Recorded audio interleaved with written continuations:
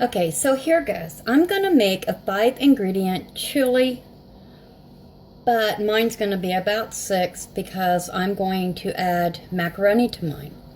So it calls for some macaroni, so I'm doing 2 cups of macaroni. And then I'm going to add my hamburger, and it calls for about 1 pound. Mine might be a little bit more than that, only because that's what I had and I thawed it out. So I'm going to probably use all of it.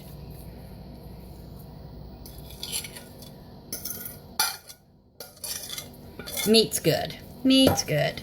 All right. So we have that. Now I did add a little bit of water to it because I wanted some to cover the macaroni.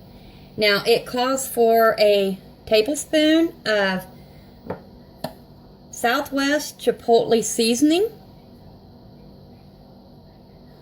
So I'm going to sprinkle some of that on.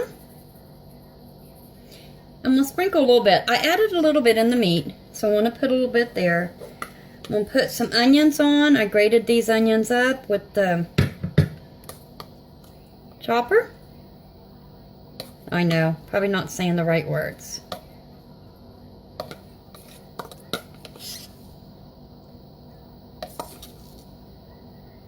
This also has a little bit of green peppers in it too. Then it calls for some diced tomatoes, so I'm adding some with basil and garlic. I'll show you the can. It's that.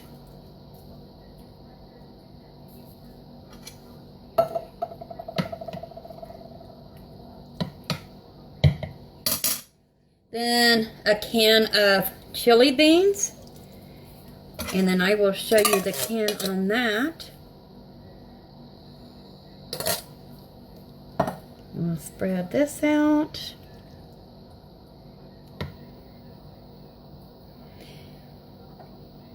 And my husband wanted